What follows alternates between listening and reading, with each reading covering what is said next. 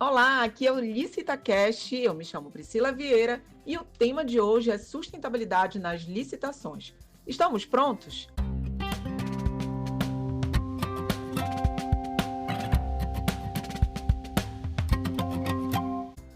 Olha, uma das prioridades do Ministério da Gestão e Inovação em Serviços Públicos durante a COP30, que aconteceu em Belém do Pará, foi difundir o poder de compra do Estado como ferramenta de transição ecológica.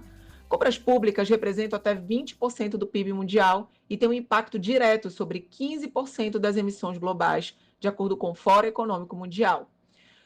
Nos primeiros 140 dias de 2025, só a região sudeste do Brasil movimentou 144 bilhões em contratações públicas e o país já ultrapassou 320 bilhões em cerca de 300 mil processos de compras. Durante o evento, o Ministério de Gestão e Inovação em Serviços Públicos lançou o Plano de Aceleração de Soluções de Compras Públicas Sustentáveis e apresentou a Declaração de Belém, afirmando que o poder de compra do Estado é um motor de transformação ainda subutilizado. Esse movimento coloca gestores públicos e fornecedores no centro da agenda de sustentabilidade. E hoje a nossa conversa é justamente sobre isso. Será que estamos realmente preparados para transformar as licitações em ferramentas de sustentabilidade? O que será que os gestores e fornecedores precisam saber agora? Para discutir esse cenário com profundidade, eu recebo Jander Leal, economista, bacharel em Direito, mestre e doutor em Planejamento Estratégico Ambiental e autor de obras essenciais como breves comentários sobre sustentabilidade. Meu amigo Jander Leal, que bom receber você aqui no LicitaCast. Eu te faço uma pergunta. O Estado brasileiro realmente está usando o seu poder de compra como instrumento de sustentabilidade ou ainda estamos muito no discurso? Olá, minha querida Priscila, um grande carinho em receber esse convite para tratar de um tema que, para mim, você sabe, é muito caro. Durante muito tempo eu tenho estudado o impacto das contratações públicas dentro do contexto da sustentabilidade e para esse começo, né, essa primeira pergunta, eu já te respondo que o Estado brasileiro ele tem, sim, formalmente, em nível de política, o objetivo de utilizar esse poder de compra como um instrumento de sustentabilidade, tanto ambiental, como social, como econômica, mas a implementação efetiva ainda enfrenta desafios significativos, viu? A prática ainda não alcançou a mesma proporção do discurso, tanto legal como político. As compras públicas no Brasil movimentam uma parcela, como você já disse, expressiva em relação ao produto interno bruto e, com isso, confere ao Estado assim, um enorme potencial para induzir mercado e adotar práticas mais sustentáveis. A gente encontra um arcabouço normativo com grandes avanços, principalmente a nova lei de licitações, a lei 14.133, que inclui o desenvolvimento nacional sustentável como um princípio e ainda com um objetivo da licitação. Claro que muito antes disso a gente já tinha o fundamento constitucional, a própria Constituição brasileira já incluía a defesa do meio ambiente na ordem econômica. E, para além disso, muitos decretos, muitas políticas já estão sendo editados, alguns guias, inclusive o Guia Nacional de Contratações Sustentáveis da AGU, é uma diretriz interessante, né, nesse contexto, e muitas iniciativas ainda buscam orientar a inclusão de critérios de sustentabilidade nas compras.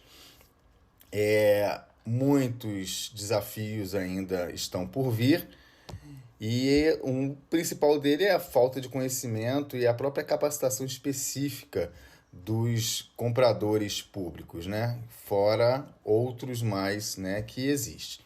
Bem, em resumo, a gente está sim utilizando o poder de compra como ferramenta de sustentabilidade, mas a velocidade e o alcance da implementação ainda precisa ser substancialmente ampliado para que o impacto na economia e na sociedade corresponda ao potencial desse instrumento. E isso passa muito pela questão cultural e o amadurecimento institucional. Explica para a gente do que se trata esses planos lançados, como aconteceu agora na COP30, pelo Ministério de Gestão, Inovação e Serviços Públicos, como o PAS, que é o Plano de Aceleração de Solução, e a Declaração de Belém.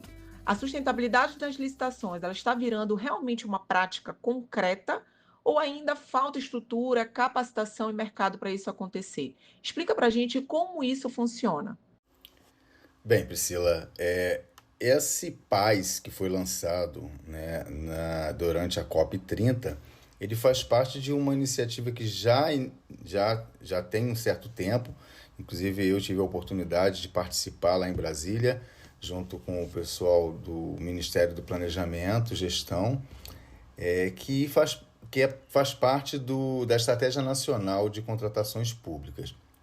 O PAS, ele pode se referir a diversas iniciativas que foram, né, lançadas na COP30. Então, você tem o PAS para governança multinível, tem PAS para povos afrodescendentes e tem o PAS específico para soluções de compras públicas sustentáveis.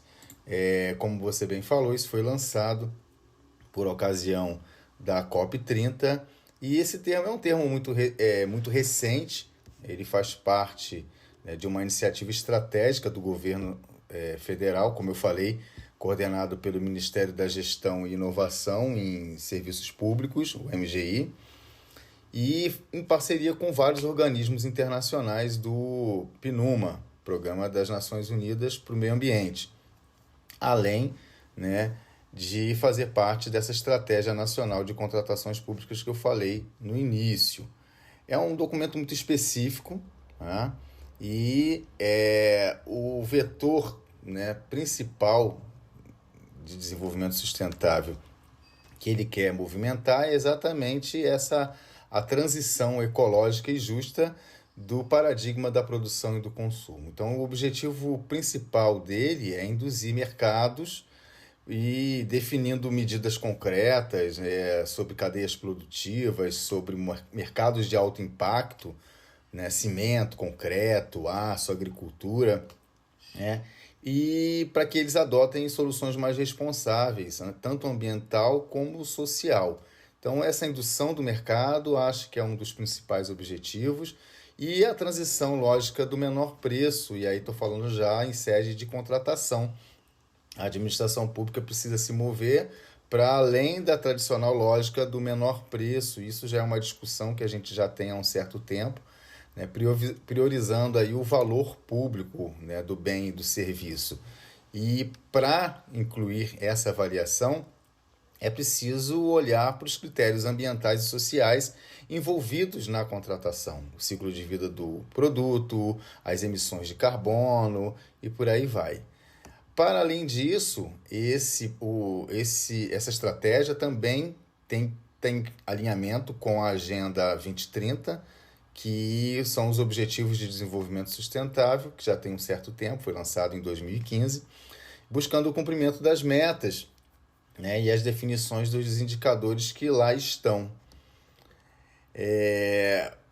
O PAS também tem um objetivo interessantíssimo, que é a integração de políticas, porque não dá para se fazer isso isoladamente. Então, se conectar e fortalecer a iniciativas governamentais já em curso faz parte também dessa estratégia.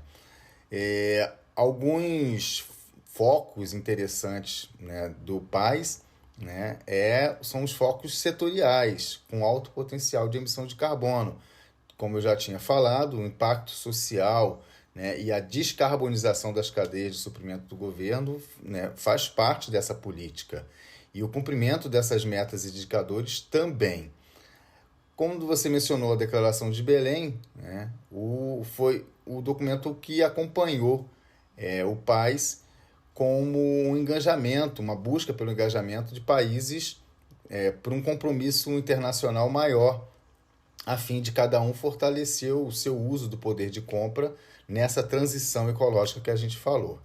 Então, assim, em suma, o PAS é um mapa detalhado, né, de ação que vai buscar transformação das leis, das políticas e da mentalidade, né, das instituições para buscar resultados práticos para direcionar esses bilhões que se gasta, né, com compra pública para uma construção de uma economia de baixo carbono. Acho que esse é o objetivo principal. A seguir cenas dos próximos capítulos, a gente ainda vai ouvir falar um pouco mais sobre o PAS, com desdobramento em políticas e normativas editadas pelo Poder Executivo Federal, Estadual e Municipal. E, Jander, na tua visão, quais são os passos que os gestores públicos e fornecedores precisam tomar imediatamente para que eles se adequem a esse novo cenário de compras sustentáveis? Priscila, realmente essa é uma boa pergunta, mas que não dá para se responder de uma vez só. A gente vai ter que fatiar em duas respostas. Porque a adequação ao cenário de compras públicas sustentável, que foi consolidado pela Lei 14.133 e pelo PAS, que a gente já falou antes, exige uma mudança de mentalidade e adoção de práticas específicas tanto da parte dos gestores públicos quanto do mercado fornecedor. Então, assim, vamos dividir um pouquinho esses dois cenários. No primeiro, do gestor público, a primeira coisa é a mudança no processo. O foco principal do gestor ele deve se integrar à sustentabilidade em todas as fases da contratação, desde o planejamento até a fiscalização, e ir além do critério de menor preço. Falando do planejamento, a primeira coisa, o primeiro ponto é questionar a real necessidade. Antes de tudo, o gestor ele tem que questionar se ele realmente precisa daquela aquisição e, se precisa, avaliar quais alternativas, como o reuso de bens já existentes ou redimensionamento do serviço. Então, é um olhar para os 5R, que a gente aprende em sustentabilidade, né? Repensar, reusar, reaproveitar, reciclar. Então, fazer isso é uma prática diária no momento em que se avalia essa real necessidade.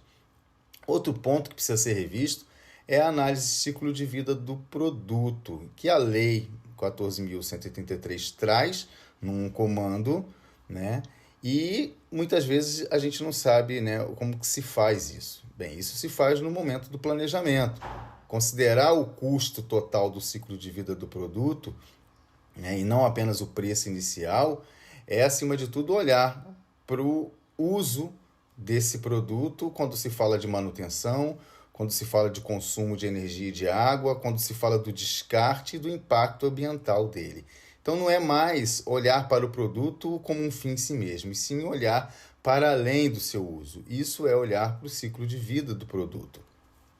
Em relação aos documentos técnicos para subsidiar essa contratação, a inclusão de critérios de sustentabilidade precisa ser explícito e precisa ser mensurável também no estudo técnico preliminar e, consequentemente, no termo de referência ou projeto básico.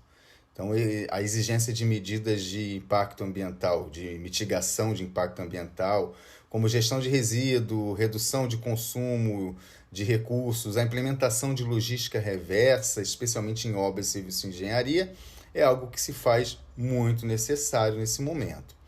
Em relação ao edital, né, aquele que vai oportunizar a seleção do fornecedor, a inclusão dos critérios objetivos de sustentabilidade precisam estar muito flagrante. Então, a condição de aceitabilidade que a lei traz lá na habilitação, como critério de pontuação numa licitação técnica para o seu julgamento, isso é super necessário. Então, exemplo, vou exigir certificação de qualidade daquele produto ou daquele serviço. Então, existe a ISO 14001 do Inmetro. Vou comprovar a origem ambiental regular dos insumos. Uso de tecnologia de baixo impacto, tem selo EPAT, tem selo Serflor, FSC. Então, a gente tem aí uma certificação ambiental, inclusive algumas obrigatórias, que precisa ser conhecida por parte do gestor no momento em que ele vai internalizar isso como regra do edital e como critério de sustentabilidade. Além disso, o edital também pode fazer a sua parte de incentivo social, quando ele utiliza critérios sociais como exigência de percentual, né, de mão de obra composto por mulheres vítimas de violência e o egresso do sistema prisional, a contratação de PCD, a aplicação de margem de preferência para produtos que atendam normas técnicas brasileiras, para contratações de MEPP, de cooperativas. Então, essa questão social também é muito importante observar no momento da criação das regras. E claro que para além, né, de tudo isso que eu falei, a capacitação contínua para conhecimento, para reflexão, para revisão desses padrões é muito importante. Agora, mais importante também do que isso tudo é estar com tudo isso materializado, institucionalizado, e hoje a gente tem isso no que chamamos de Plano de Logística Sustentável, PLS.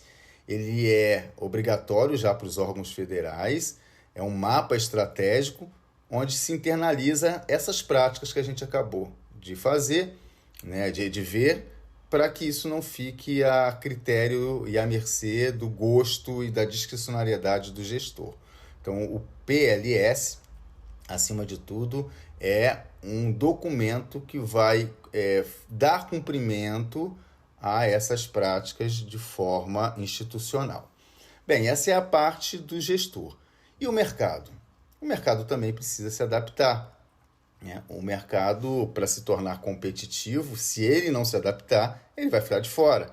Então, para quem tem interesse em contratar com a administração, o meu conselho é: você, fornecedor, busque obter produtos que tenham certificações, que tenham qualidades reconhecidas, que tenham selos específicos, que você possa comprovar a conformidade legal se for solicitado, para que você possa garantir a origem ambientalmente correta dos insumos que você está fornecendo, e também, na prestação de serviço, a conformidade com as leis trabalhistas. Estou falando de proibição de trabalho infantil ou análogo à escravidão. Então, assim, para produtos de origem florestais, por exemplo, a apresentação de autorização do manejo, se for necessário, para quem trabalha com produtos e subprodutos da floresta. Para quem trabalha com produtos químicos, tem as fichas de segurança, tem o cadastro técnico federal, né? Então, o IBAMA, a resolução IBAMA 31, traz a relação das atividades sujeitas ao controle ambiental, e tem muitas áreas de fornecimento que precisam, que devem ter esse cadastro técnico federal, como condição, inclusive, para poder participar e fornecer para a administração pública. Fora isso, o fornecedor também precisa analisar o seu próprio desempenho em vida útil daquilo que ele fornece. Então, produtos com maior vida útil, com menor custo de manutenção, com menor consumo de recursos, né, de água, energia. Fornecedor deve olhar para o que é obrigatório hoje. A lei traz, no artigo 33 da Política Nacional de Resíduos Sólidos, os objetos que são obrigados a ter logística reversa. Então, se você trabalha com pilha, bateria, lâmpada, saneantes, produtos eletrônicos, você deverá estruturar sistemas de logística reversa para destinar e dar um fim adequado às embalagens de resíduos pós-consumo. Essa parceria do público, né, e privado, ela vai ser muito importante para essa mudança de página, de paradigma que se quer com todo esse projeto. De um lado, o gestor público, ele sozinho, ele não vai fazer isso acontecer, e do outro lado, muito menos o mercado. Então, é possível ter, né, esse olhar de parceria, tanto de um lado como do outro, porque a gente está falando de uma relação de consumo dentro de um contexto capitalista. Se a nós foi apresentado outrora um modelo capitalista que não considerava os recursos ambientais que eram destinados à fabricação de bens e serviços, hoje a gente já tem por reconhecido a limitação desses recursos. Então faz todo sentido olhar para isso, e essa consciência cada vez mais vai estar clara, e isso vai ser cobrado a nível até de responsabilização. Muito obrigada, amigo. Muito obrigada, Jande, pelas considerações. Foi um prazer enorme falar sobre esse assunto com você. Um beijo. Eu agradeço demais, Priscila, pelo seu convite. Estou sempre às ordens quando você precisar e para falar desse tema que é tão urgente para todos nós, né? Então, deixando aqui a minha mensagem, eu gosto muito de uma que fala do professor Thomas Friedman, que diz que o ambientalismo não é uma agenda política, é uma agenda ética. Muito obrigado a todos os ouvintes e que a gente possa ter colaborado um pouquinho com algumas reflexões. Um grande abraço e até uma próxima. Não sai daí, que daqui a pouquinho a gente volta com mais uma convidada para falar sobre sustentabilidade nas compras governamentais. Será que estamos prontos?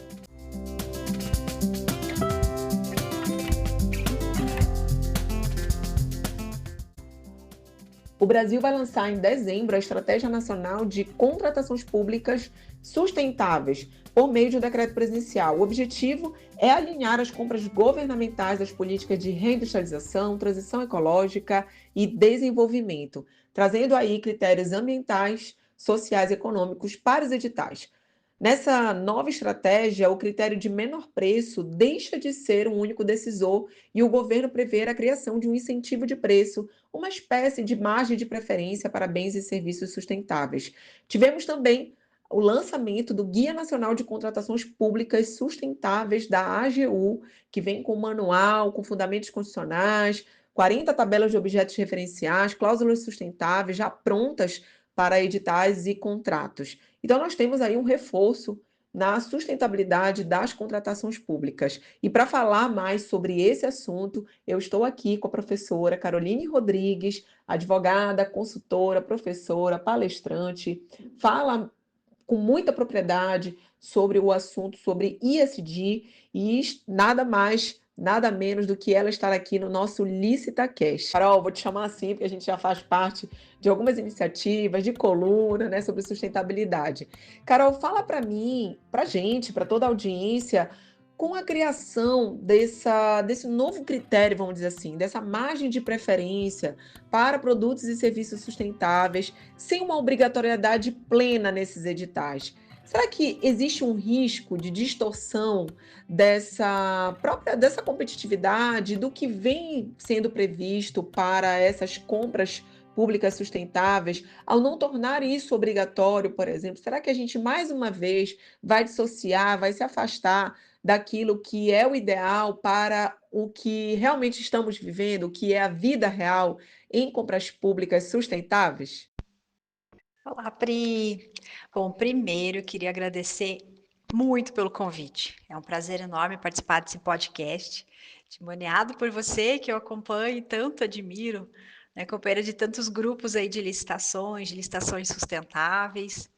E falar desse tema, para mim, é algo que realmente me move. Eu gosto, eu estudo, eu trabalho com isso no dia a dia, então estar aqui para discutir essas novidades em relação à sustentabilidade, esses desafios, essas oportunidades, é realmente muito especial para mim.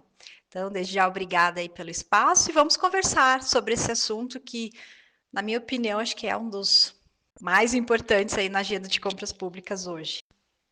Pri, quando a gente fala dessa margem de preferência sustentável, a primeira coisa que eu gosto de reforçar é, ela não é um cheque em branco para escolher qualquer coisa mais cara só porque parece sustentável. O ponto central não é a criação da margem de preferência, mas como ela será desenhada e aplicada. A Lei 14.133, ela já rompeu com a ideia de que o menor preço puro basta. Ela exige avaliar a vantajosidade sob a ótica do desenvolvimento nacional sustentável. É princípio, é objetivo na lei. E ela já foi inspirada por outras legislações, como a própria lei das estatais. E exige, por exemplo, análise dos impactos no ciclo de vida do objeto. Mas o que essa estratégia nacional e a margem de preferência fazem é deixar mais explícito algo que já estava no espírito da lei, que é usar o poder de compra do Estado como um instrumento de política pública. Se isso gera risco de distorção da competitividade, Sim, minha amiga, pode. Se a administração usar essa margem de uma forma atécnica, né? Sem critério objetivo, sem análise de mercado, sem avaliação do impacto econômico e sem uma justificativa robusta no processo da contratação, né? Por exemplo, conceder preferência para produto ecológico, deixo aqui entre aspas, sem uma definição objetiva do que é ecológico, sem uma certificação reconhecida, sem análise de mercado, sem justificativa, isso acaba distorcendo o certame e abre portas para a judicialização. E, é claro, vai ter esse impacto na competitividade. Mas, por outro lado, quando essa margem é bem fundamentada, ela vai qualificar a competição. Imagine, por exemplo, uma licitação para compra de imobiliário escolar. Se existe no mercado um conjunto de fornecedores que produzem imóveis com madeira de origem certificada, por exemplo, FSC ou Serflor, com menor emissão de compostos orgânicos voláteis ou solventes, né? E maior durabilidade, a administração pode, tecnicamente, justificar um incentivo de preço para esses fornecedores. Isso não exclui ninguém, pelo contrário, vai incentivar o setor a migrar para modelos mais sustentáveis, vai estimular essa evolução mercadológica. Em suma, acho que o verdadeiro risco, Pri, pessoal aqui que nos ouvem, não é a margem em si, mas é deixá-la como algo opcional que ninguém usa ou aplicá-la de uma forma superficial, oportunista. A vida real dessas compras públicas sustentáveis, ela exige um método, ela exige dados de mercado e sempre, sempre justificativa robusta. Carol, de que forma tu enxergas todo esse cenário em relação às compras sustentáveis, uma vez que a gente já tem essa previsão na própria Lei 14.133 de 2021 e a dificuldade que os órgãos públicos têm, por exemplo, nos estudos técnicos preliminares, de enfrentar essa temática analisando estudo de impacto ambiental, de critérios de sustentabilidade, analisando o ciclo de vida útil do objeto. Será que nós estamos preparando esse terreno e não estamos ainda com a maturidade suficiente para encarar esse novo cenário? Será que, de fato, nós vamos, de uma vez por todas, tornar as compras sustentáveis? Ou a gente vai fazer, na verdade, um verdadeiro greenwashing nas licitações? Essa pergunta, Pri, é ótima porque ela toca no ponto mais sensível, que é a maturidade. A lei de licitações, ela já colocou a sustentabilidade no coração do planejamento da contratação, seja lá no ETP, no termo de referência, na análise do ciclo de vida, e ela tem uma série de dispositivos legais que orientam para esse viés. Mas muitos órgãos e entidades ainda não sabem como fazer isso. E é aí que nasce o famoso greenwashing, né? Ou pintura ou demão de verde, né? Essa maquiagem. Veja alguns exemplos que eu costumo identificar direto. Um ETP dizendo dar preferência a produtos recicláveis, mas não define o percentual mínimo de reciclado. Termo de referência de produtos de limpeza que pedem produtos biodegradáveis, mas não dizem que tipo de certificação comprova isso. Na prática, todo mundo entrega a mesma coisa sempre. E o fiscal não sabe diferenciar também esse produto sustentável ou não. Por outro lado, tem órgãos que já estão avançando, né? Por exemplo, licitação de veículo, analisando consumo, emissão, contratação de serviço de limpeza com produto biodegradável certificado, compras de TI exigindo eficiência energética, TR que exige energia renovável em data centers, com certificações, né, com documentação técnica, porque senão, se não tiver essa rastreabilidade, essa metodologia, a cláusula vai virar decorativa. Então, a gente está preparando o terreno, mas ainda não chegou lá, né? Ou seja, se não tiver critério, se não tiver indicador, se não tiver fiscalização, o risco de greenwashing é enorme. Compra sustentável, elas não são frase bonita no edital. Elas são escolhas técnicas e com impacto real. Ou seja, como regra geral, o Brasil ainda está formando esse seu terreno. Guias como o da AGU, né, esse que está na sua 8ª edição, foi lançado recentemente, eles aceleram esse processo porque trazem cláusulas testadas, modelos de TR, critérios objetivos, e sem isso a gente corre o risco, sim, de ter uma agenda sustentável no papel, né, e práticas administrativas que vão continuar iguais. Carol, para finalizar, o próprio guia da AGU, ele tem inclusão de cláusulas antidiscriminatórias, reforçando a visão de que a sustentabilidade ela também fala sobre direitos humanos. Essa será a nova face das contratações públicas? Será que a gente vai inserir políticas públicas nas contratações e conseguir ter resultado com isso? Qual é a tua visão em relação a esses critérios que vêm a partir de normativos, até da própria Lei 14.133, ou, por exemplo, a partir de um guia como esse guia da AGU? Pri, sem dúvidas, essa é uma das mudanças mais profundas e o Brasil ele é um campo muito fértil para a implementação desse aspecto, né, do social. A sustentabilidade ela deixou de ser um sinônimo exclusivo de floresta, de carbono, de reciclagem. Ela agora inclui direitos humanos, trabalho digno, diversidade, inclusão, respeito a comunidades vulneráveis. São temas, são expressões que a gente não estava acostumado a utilizar na administração pública, mas a lei ela abriu esse caminho, né, e guias também como esse da AGU, eles vão concretizar isso e propor cláusulas específicas. Quer alguns exemplos reais? Vamos lá, uniforme escolar. É possível incluir no edital uma cláusula proibindo o uso de fornecedor envolvido em trabalho infantil, né, ou em condição análoga à escravidão, com consulta periódica, aquela famosa lista suja, né, do Ministério do Trabalho, Emprego, e a prestação de documentos de rastreabilidade da cadeia produtiva. Outro exemplo, serviço de vigilância. Exigir treinamento obrigatório em direitos humanos, em mediação de conflitos, em prevenção de discriminação, em atendimento a grupos vulneráveis. Mais um exemplo, contratação de alimentos. Priorizar na aquisição organizações da agricultura familiar, de assentamentos, de cooperativas, de comunidades tradicionais, né, sempre cumprindo critérios técnicos. Outro exemplo, para a gente finalizar, obra pública, né? Exigir que o contratado garanta um alojamento digno ali para os trabalhadores da obra, transporte adequado, jornada regular, com fiscalização periódica. Mas aí vem o ponto crucial. Não adianta encher o edital de cláusula bonita se ninguém vai fiscalizar com eficácia.